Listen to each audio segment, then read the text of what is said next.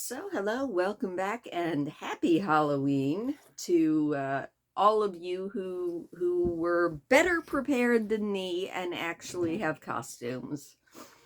I was looking through like my stuff I had, and I could probably put together a costume, but looking outside, I feel for all of the kids in our local area who were looking forward to trick or treating tonight because if Halloween had been 2 days ago, they would have had a great time.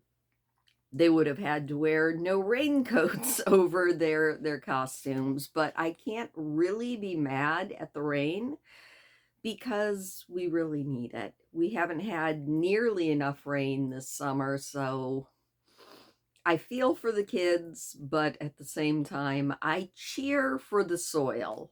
So, yeah.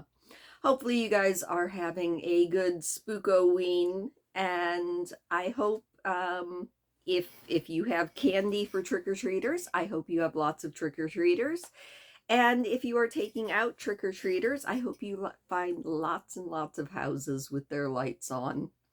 I always loved Halloween, and I still do. And it's so funny because I've always been really terrible about like actually getting my costume together. I spend more time thinking about great costumes and coming up with great ideas and then not following through. It's always been a failing of mine, and if you were watching my Edgar Allan Poe story this morning, you know I generally just defaulted to a ghost or a vampire for Halloween. I think occasionally my mom would dress me up when I was really little as like a bride or a princess, but that was not very often. And usually I remember most Halloweens growing up because I grew up in Lower Michigan. Most Halloweens, you couldn't see anybody's Halloween costumes anyway because we were all bundled up in coats. And unfortunately, for any kids trick or treating tonight, they are going to be facing the same thing. Plus, it's raining. So, you know, I hope they have a good time anyway. But we have to jump back in and see what is going on in a much less fun uh, endeavor, which is see what Tercel and Harrier and all of the Isvi people are doing out there in the desert as they're not doing good. So we go from happy trick-or-treating and candy to Harrier and all of the Isvi people who are facing a lot of issues. We'll just leave it at that. As we jump back in to chapter 11 of The Phoenix Transformed, my recap, which I am going to attempt to do. And chapter 11 is titled The Shadow Queen's Gambit. And it's kind of funny because this chapter is honestly where we finally get to see kind of the heart of the fissure that's grown up between Tercel and Harrier. They've been having a lot of misunderstandings, and a lot of it could probably be alleviated if they would just sit down and honestly talk to each other. Tercel has been resenting the fact that Harrier seems to have taken charge. Harrier is resenting the fact still that he's been put in charge, or at least he thinks he has. You know, he's trying to take on the responsibility of keeping all of the Isvani people alive, and he's really kind of not happy about that. And Tercel is still suffering from the fact that Ankildar is gone, and he feels useless and lost and sad, honestly. Now, if you remember in the last chapter, we saw what happened to Sathan, who was the leader of some of the Isvi people who decided to break off away from Harrier's group and just take their chances. They were going to head to Abi Abadashar. We don't know of what happened to the other groups of Izvi who did not go with Harrier and Tercel, but we know it's probably not going to be good because Anirin, the kind of Indarkened, is just trying to figure out how to make all three of these mages bow to her will so that she can become the ruler of the world and just amuse herself forever.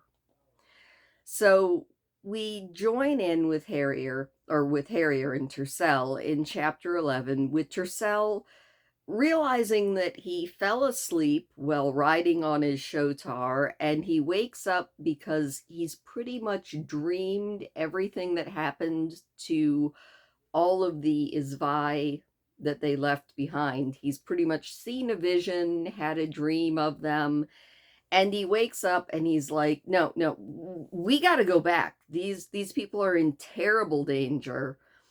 And he goes to Harrier, and we have the first of many confrontations in this chapter. Harrier was at the front of the caravan. Tercel had gotten so used to the constant soft clamor of saddle bells and the high sweet jingle of bridle bells over the last few moon turns that their absence seemed noisy. Harrier had told all of the Izvi that they're cutting the bells off their saddles. They're going to travel silently. And Tercel kind of misses those bells at this point. The only sounds Tercel heard now were the faint complaints of the animals, the creak of the ropes and leather, and a few soft murmurs from nearby Izvani people. We have to go back, Tercel said without preamble. To talk to Sathan and Puda and Kalazar again? Harrier asked, as if they had been in the middle of a conversation. Nothing's changed. No, I mean, yes, it has. Sathan, the Barantar, they went south. Harrier twisted himself sideways in his saddle to stare at Tercel. You had a vision? He said flatly. Yes, no, I don't know. Yes, no, but they went south and now Anirin has them, the Barantar, and we have to do something, Harry. You know we do. Harrier turned away and stared straight ahead, gazing out over the desert. We are, he said at last. We're going north. Tercel gaped at him for several minutes, trying to make Harrier's words mean something else. He had to swallow 2 or 3 times before his voice was steady enough to speak. You don't mean that. You can't. There are almost 300 of them. 284 Barantar after the Shambler attack, assuming a bunch of them didn't suddenly become Karengi since midday yesterday, and yes, I do mean that. How many people are there in Arameth? How many people are there among the Karagi? I can't give you the figures from the last great count in the city, but there are 1,112 people in Fannis's tents right now. And that's just counting the ones that were Karagi 2 days ago. That doesn't, Tercel began. That doesn't matter when 300 people or 284 are being tortured to death by a demon. She feeds on blood and pain and death. I'm the one who told you that, remember? I guess I missed the part where you told me that we had a way of stopping her, killing her, fighting her. Harrier's voice was flat. Just like you missed the part where it's killing us just to run away from her. I wish it weren't happening. And I hope that they keep her occupied for a few days so that she doesn't send something else after us. So this is what a night mage is really like, said Tercel, his voice low and ugly. Forget the wild magic. Forget about the balance. Just make up your mind you're going to do something and never change it no matter what happens. I guess now I know why you hate doing spells so much, don't I? They all come with mage prices, and you would hate for the gods of wild magic to try to order you to do something that got in the way of you getting your own way. Before Harrier could say anything, Tercel turned his shotar and trotted it back to the end of the caravan. So, yeah, Harrier is trying so hard to do what he thinks is right. Tercel is trying so hard to be compassionate, while Harrier is trying really hard to be pragmatic and think about the bigger picture.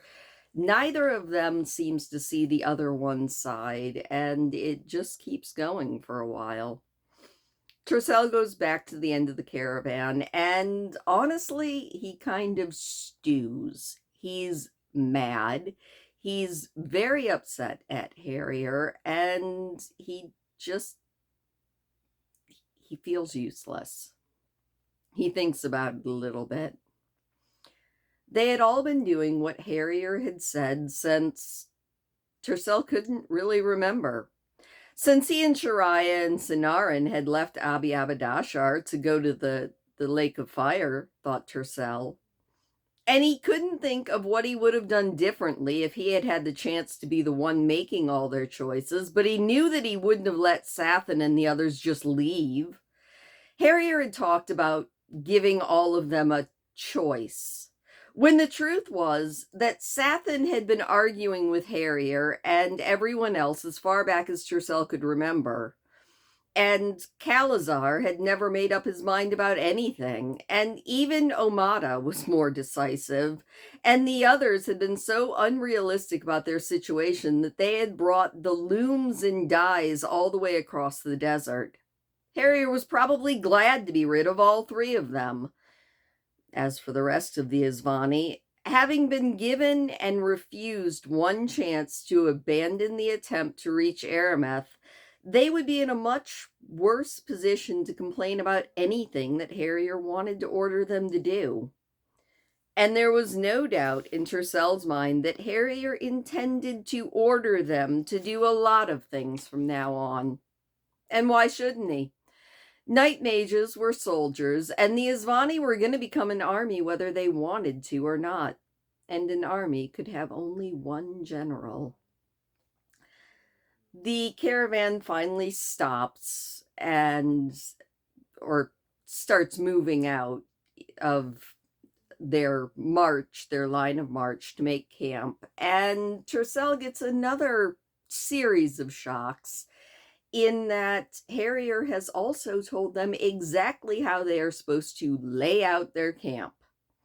Because up until now, they just kind of put up their tents according to their tribes, just haphazardly here and there. Everybody kept their animals near them. Well, no more. Harrier has laid out exactly how it should be. He wants the night spring that Biso Chim calls to be in the middle. He wants the tents to be laid out kind of in squares all the way around it. He wants all of the animals, all of the shotars in one area, all of the goats and sheep in one area, and he wants patrols. And Tercel, he sees the logic of this, but he also really resents it. Like, it makes sense. It's absolutely great, but it still infuriates him. And then he sees that Harrier has also settled a few more things. You know, he has set watches. He has put out patrols that are going to patrol around the camp. And, you know, basically he's turning them into an army. And while Tercel sees the logic of this, it's just fueling his resentment. He heads back to the tents to try to figure out what to do next. And Sinaran tells him that he has his own tent now. It's over there instead of all of him and Harrier and Sinaran all sleeping in the same tent. Tercel now has his own tent, and he's like, yeah, whatever. And he goes and he sits down in the tent, and he's like, I was supposed to be the one that knew what to do. I was supposed to be the one that was the chosen one, and I have no clue what I'm supposed to do. And he's like, do I really know that Harrier's even not tainted? Maybe Harrier's tainted. Maybe he's doing all of this because he's going to the bad. Because Bisochim, for whatever reason, even though he's a super powerful wild mage, can't seem to sense the taint or things that are dark tainted the way Harrier can.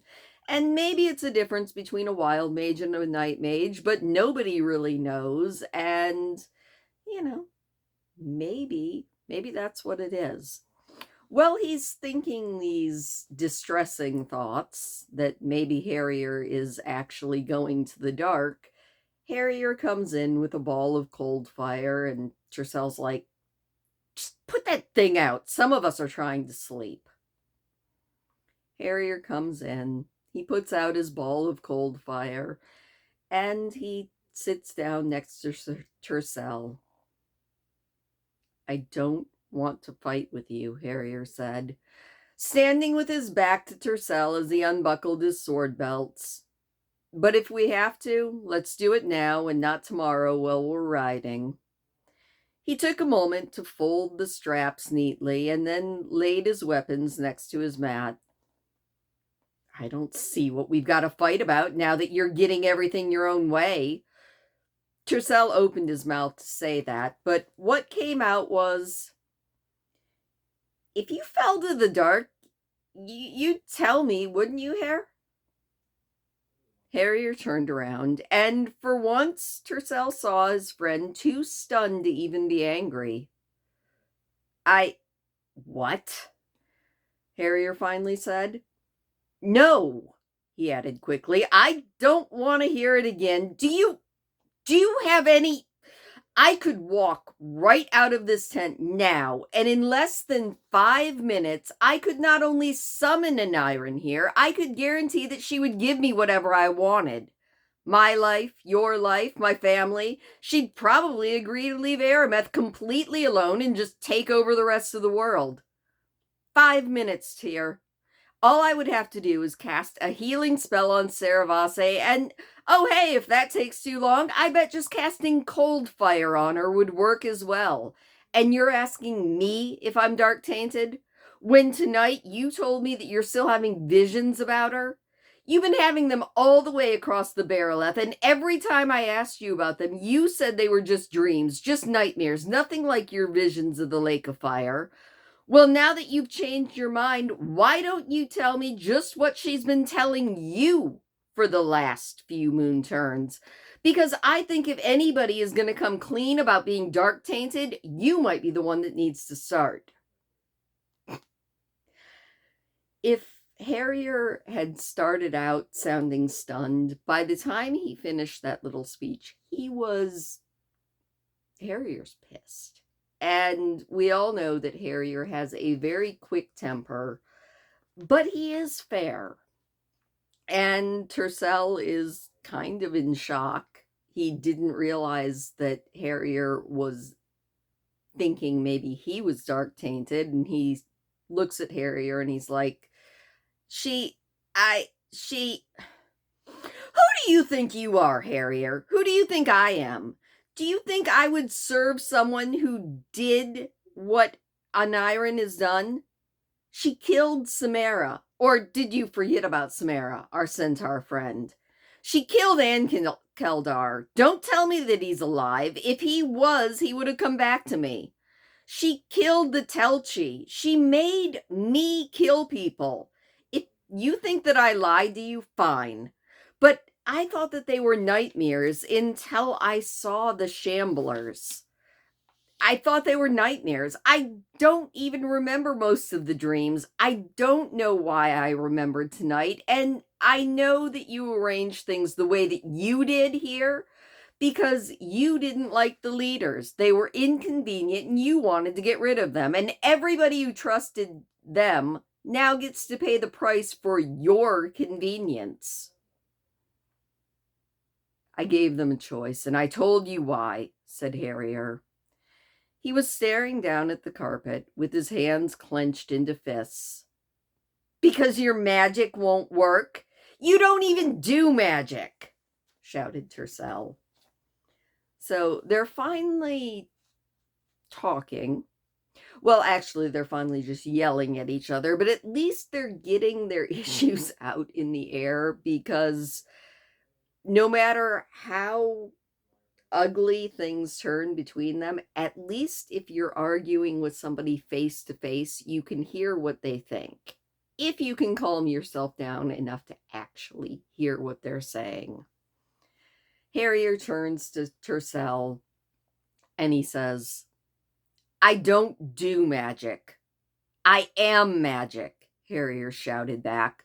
All the time, every day, every night, seeing how things have to go, seeing how I can push them that way if I do the right things, seeing things that nobody else sees. I can't see far enough, and I'm afraid to see farther. The wild magic isn't books and recipes and little rhymes and drawing pictures in the sand and do this to get that like the high magic is, and I didn't want it. I didn't want to be a wild mage. I didn't want to be a night mage. I did it. There was a long pause. And when Harrier spoke again, the last of his anger drained from his voice, leaving nothing behind but weariness. I did it because you were going to face a demon and you needed help. Oh. Suddenly, Tercel had the strange, jarring feeling that he was awake, really awake for the first time in Sen nights, as if the whole grinding exhaustion of the journey, heat, hunger, fear, and uncertainty, was a kind of blindfold that had just been removed, along with his inability to see that his dreams weren't dreams at all. The Barontar? They're dying. The others will too. He'd said that, and this time the words weren't an accusation. They were a plea to something, anything to change that, but he knew nothing could. I know, Harrier said miserably. I could have kept them with us. I could have lied to them, or scared them until they couldn't think, or just not let them loose from their promise because I knew what they should do and I wanted my own way. And then I really wouldn't be different from an Iron. I would keep wanting my own way and doing everything I could to get it. That's how it happens here. Going to the dark. Thought I'd let you know. Tercel wanted to ask how Harrier knew, but he didn't think he actually wanted to hear. He remembered the things that Bisochim had told him as the two of them had crossed the desert with Saravase, but those things hadn't been quite like this. And he didn't think Harrier had ever had those kinds of conversations with Bisochim. I suppose I should tell you everything I know about a Niren, said Tercel. Harrier sat down on his sleeping mat, and he began pulling off his boots. If you want to share that kind of stuff with me, he said, might drive me to the dark. And if it was only half a joke, at least it was that much of one. So the boys finally sit down and actually talk. Tercel tells Harrier all about the dreams that he's been having, and a lot of them were things that he didn't even know that he knew until Harrier asks him questions about it. He, under gentle questioning, thankfully not questioning like you would think a torturer would do, realizes that he knows that the Barontar, except for Sothan, aren't dead yet. So that's kind of good, but he does know that they've been captured, and he doesn't know what Aniron wants with them. The other couple of tribes were still free, and some of them hadn't even left the last campsite. Harrier wants to know why Aniron hasn't killed them, and Harrier, in questioning Tercel, Harrier's realizing just how connected they are, and so is Tercel. When Harrier asks why Aniron hasn't killed them, Tercel's like, I don't know, and then he realizes that no, he kind of does, but he isn't exactly sure how he can form it into words. She wants something. And in realizing that he kind of knows what is going on in Aniron's mind, he's like, Harrier, I'm still linked to her. This is terrible. You need to do something. And Harrier's like, well, as soon as you figure out how to cast a healing spell so that Saravase can fly again, then sure, I'll think about killing you, but not before then. You might be linked to Aniron. You might not be. But what you aren't is tainted, because I would be able to sense that. But the fact that you're linked to her, that might actually be the first good luck we've had in a very long time. And Tercel's like, excuse me? Me being linked to a demon is a good thing? And Harrier's like, yeah, it's, it is a good thing. Think about it. She already knows where we are. So the link's not doing her any good, but maybe we'll be able to find out what she's doing. And Tercel, poor Tercel, he's been feeling useless since Ann Kildar is gone, and he says, you mean I'm some use after all? He hadn't meant to blurt that out. Hearing him feeling sorry for himself was the last thing that Harrier needed right now, but he was tired, and the few hours of sleep that he had managed to snatch in the last 2 days had been filled with a demon's thoughts, and his every waking moment had been filled with death, with shamblers, and with his own whipsawed emotion. You're the anointed champion of the light, said Harrier, utterly serious. Never think that you're useless, Tercel. Never. Oh, light deliver us. He really believes that, thought Tercel. Maybe he is crazy. But the gravity of the moment was shattered by Harrier's next words. Besides, you keep Leofa from hitting me too often. She likes you. Now, come on, let's get some sleep. So the boys have actually made up. I mean, I think it's really hard to completely destroy a friendship that's as old as theirs unless something completely shattering happened, like one of them actually turning to the dark. But the resentment and everything between the two of them had really driven a wedge between them. And you can tell that whatever they're going to have to face as they move forward through this book, they really need each other. I mean, I hate to do that whole, the power of friendship, which is such a trope in fantasy, but it's true. The power of friendship is very, very vital. I mean, unfortunately, we still have to worry about Bisochim giving in, considering he was close to giving in to Aniron before, but at least Harrier and Tercel are not suspicious and angry at each other the way they were at the start of the chapter. Now, we're going to jump ahead about 10 days where Harrier and everybody is driving hard, trying to get to this oasis where Harrier is kind of pinning all of his hopes. They were attacked, or they're attacked several more times by shamblers during those few days, twice during the night, once at a midday halt, and once while they were marching, and they learn things from all of these attacks. They also lose people during all of these attacks, which is not cool. After the first attack, when they halt at night, Bisochim and Harrier, mostly Harrier, figure out that probably their easiest thing to do is just to have Bisochim summon up one of those great sand winds that he is so good at doing and just basically scrub the desert for miles around, and then they can move in and do their camping. A sand wind, maybe it won't kill the shamblers, but a lot of them are very old dead, and a violent tornado, especially a violent tornado that's loaded with sand, will break them, so that is probably a great idea. Now, the second attack that comes at night is because no matter how big of a sandwind Bisochim summons up, there is a limit to it, and an iron can just move her shambler army in just outside of that range. But it's better than nothing.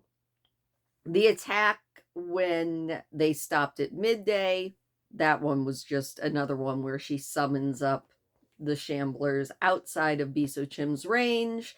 And the attack when they were on the march was actually probably one of the ones that lost them the least people, because they realized that the easiest thing to do when they're all mounted up and already going across the desert, if they see a shambler army, is just to go the other way. Very smart, but it does lose them time as they are going towards the hope of an actual oasis where maybe they can just stop and rest for a little while and double and redouble their food stores. The worst thing to the Isvani people about all of these attacks is not just the fact that they're losing people every time they're attacked, and not just the fact that the shamblers are horrifying, and it's not just the shamblers, she's still attacking with all of her other little toys. But the worst thing to the Isvani people is they can no longer leave the people that she kills any dignity. That they have to, at least when somebody dies, chop them into bits so that they can't be used against them.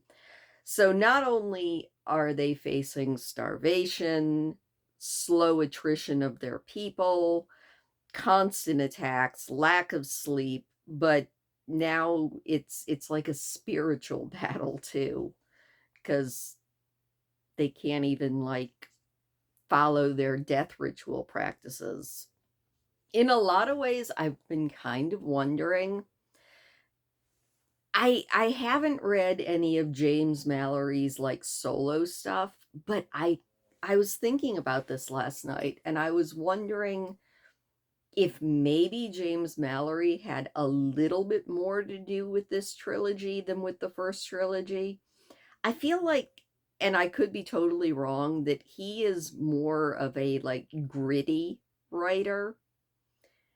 And Mercedes Lackey is amazing at like characterization, humor, making you feel, getting right into the head. And nothing else that I've read that she's written, though, has been quite this gut punch gritty as this trilogy. And I've been kind of wondering the last few days if maybe James Mallory, at least in this trilogy, kind of took the forefront on writing.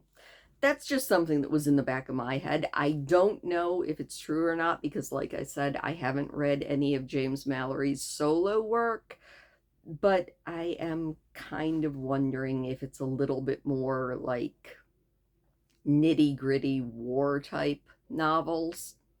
I know he wrote some kind of Merlin trilogy, and I don't know if that would be considered nitty-gritty war type novels.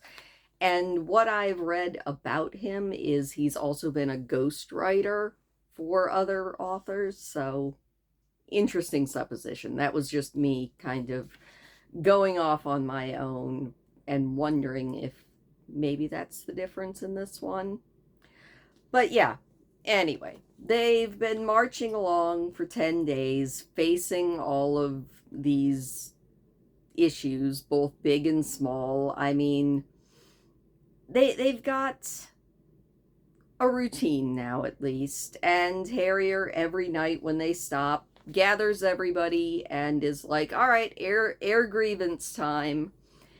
Tercel thought that, these nightly meetings would stop, but it seems that he's kind of doing it not only so that little grievances can be aired before they become big grievances, but honestly, as an accurate way of getting the count of the still living every night.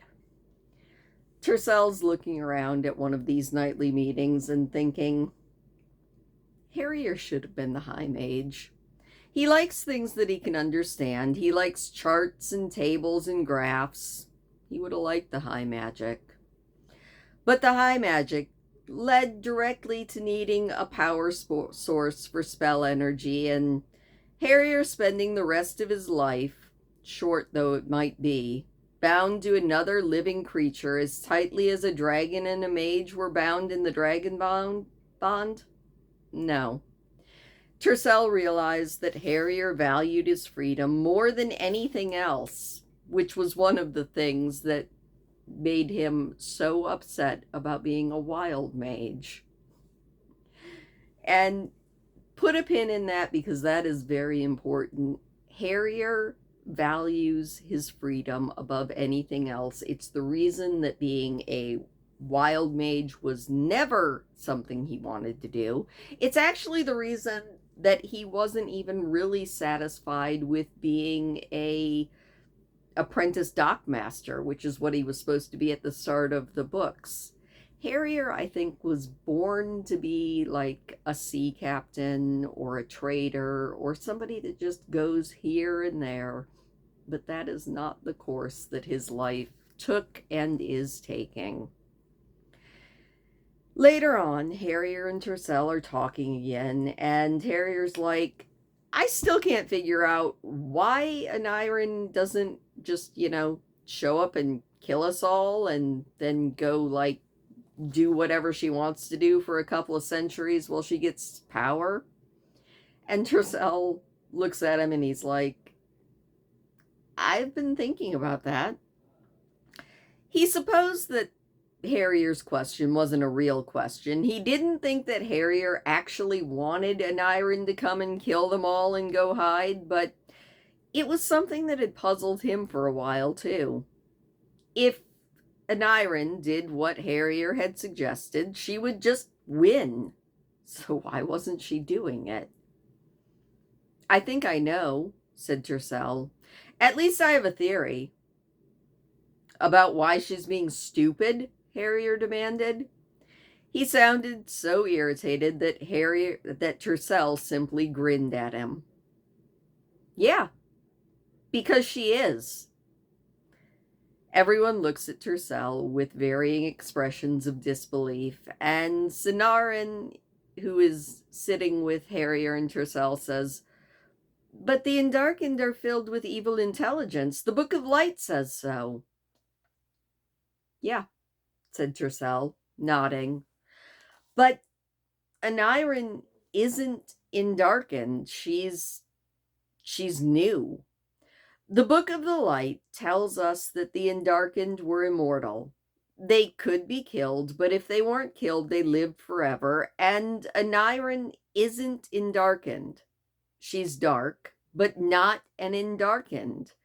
She's something else. Something that can make things that could eventually become more like the Undarkened in the Book of the Light. And what I think is demons are powerful. We all know that demons are powerful, but they're not necessarily smart. After they live a couple thousand years and have lots of experience, then they just seem smart. But Aniron has not lived for a couple thousand years, at least not in a body. She's making mistakes, said Harrier.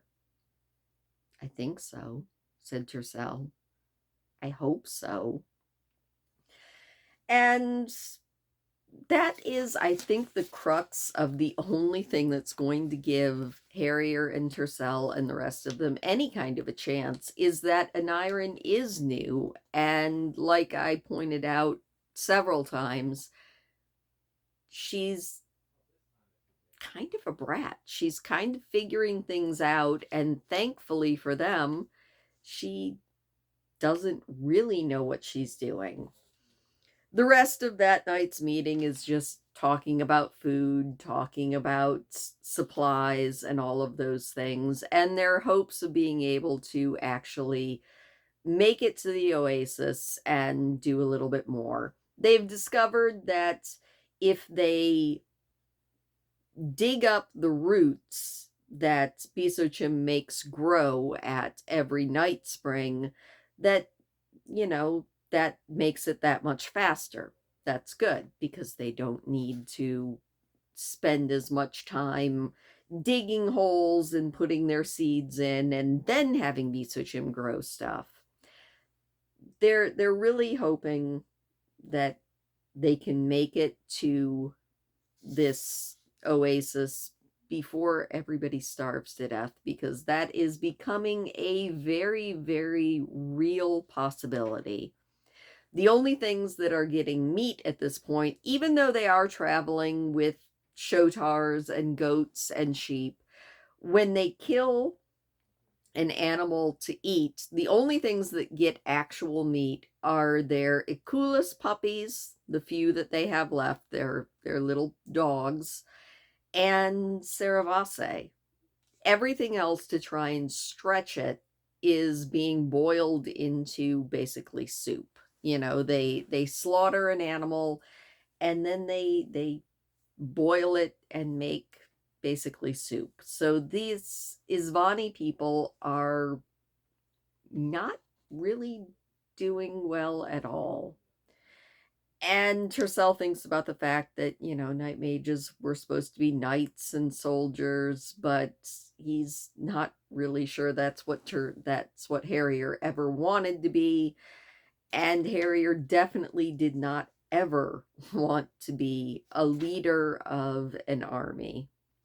And Tercel thinks that, thinking back to all of the stories that he knew from his childhood about how Kellen was tempted by Angriel the Black and the Queen of the Undarkened, he kind of thinks that the only thing an Iron would have to do to really tempt any of them is offer them some sleep and a good meal.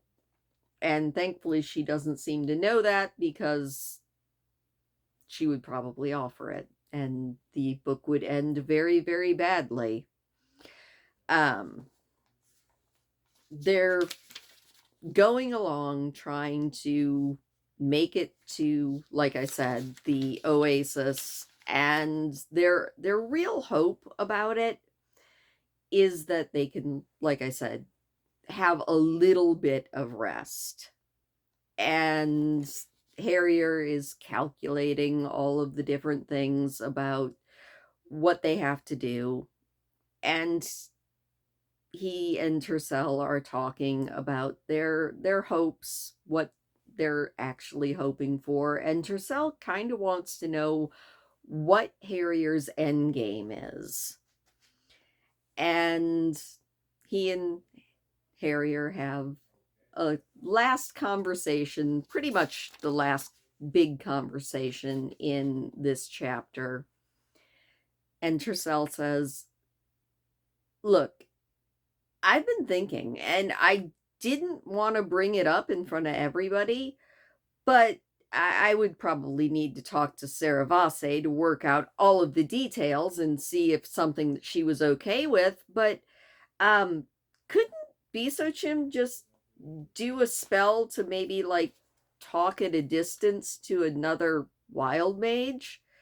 He could cast a spell all the way to Centaur Shadeen and, maybe speak to another wild mage, and we could get the warning to Arameth that way."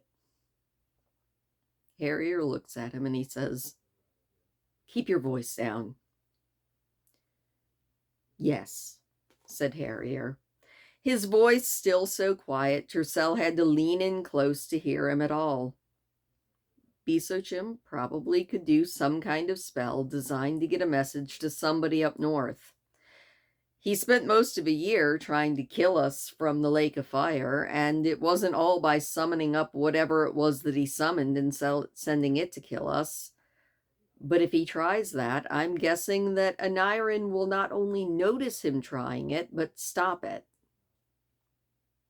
She might stop anything that we're doing at any time anyway, said Tercel. And she might not notice or even stop it. Sending a message isn't any different than going to Arameth ourselves. It's just faster, Harrier. Maybe even better. Besochim could warn every wild mage in the north at the same time.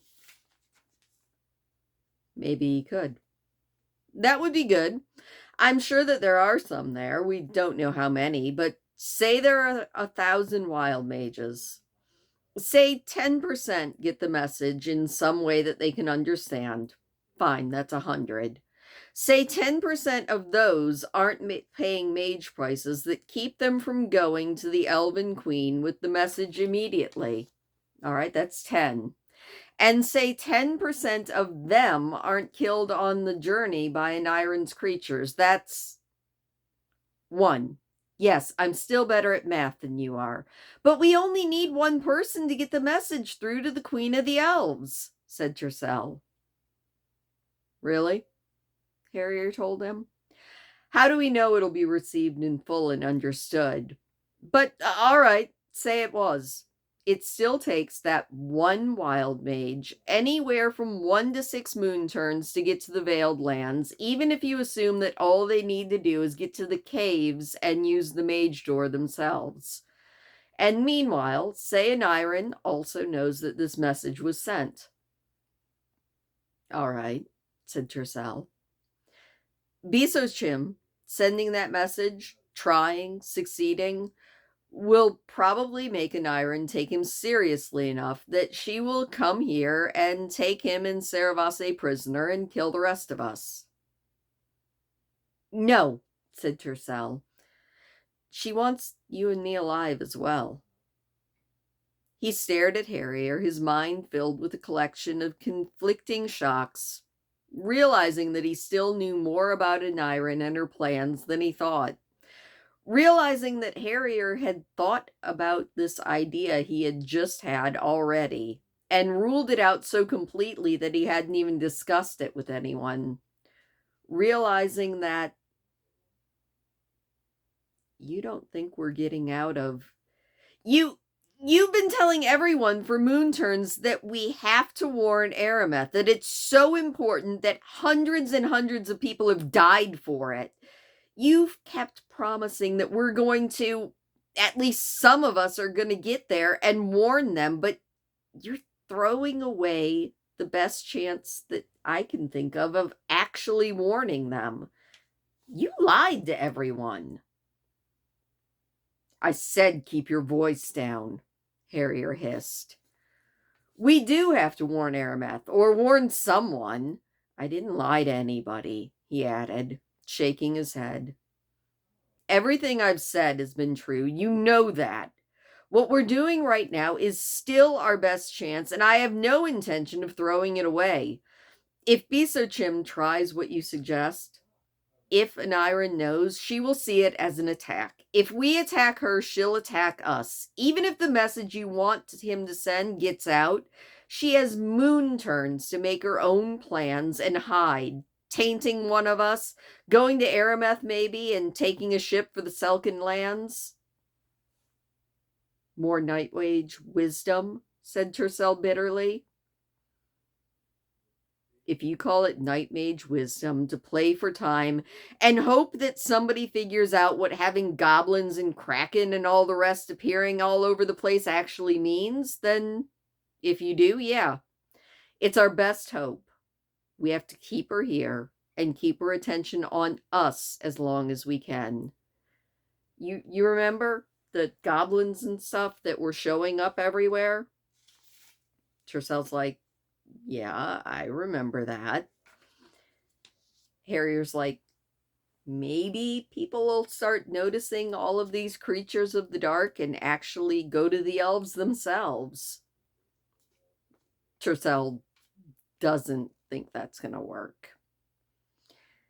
And Harrier's like, all right, I don't actually think we're going to make it to Arameth, but we could. It's not impossible.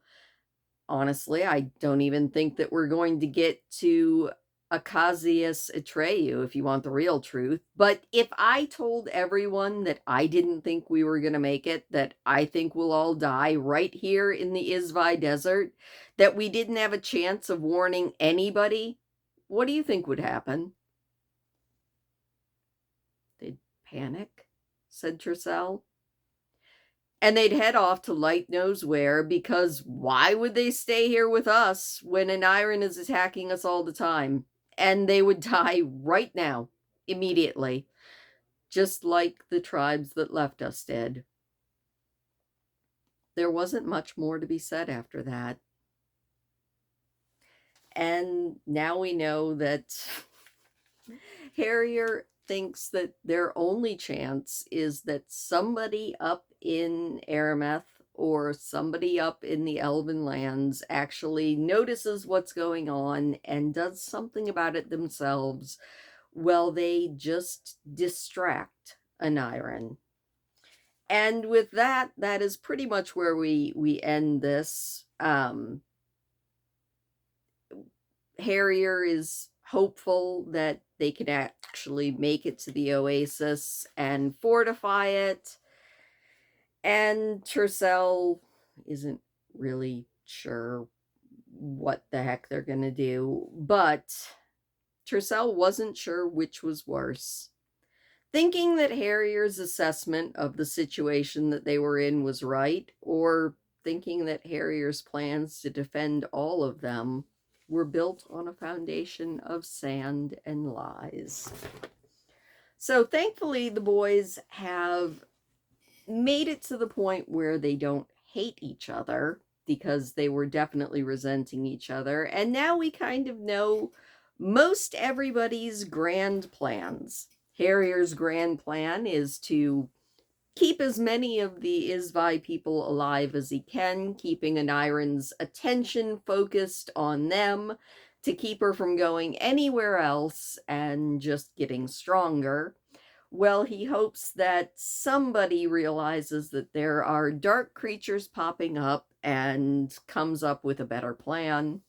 Aniron's plan, well, we know hers. It's to gain power, and because of her bargain with the Fire Crown, she also now has to taint Tercel, Harrier, and Bisochim, and her idea for that is just to keep attacking them and chipping away at them.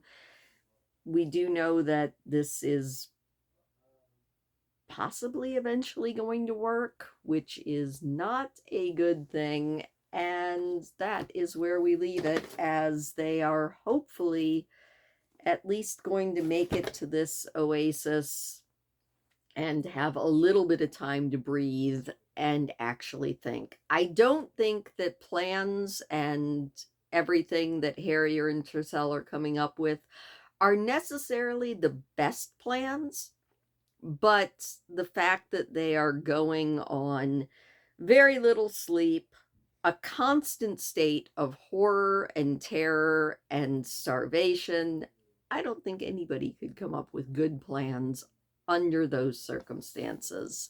So that is where the chapter ends. Thank you, as always, for listening. I hope that you enjoyed, question mark, all of that, and I will see you next time.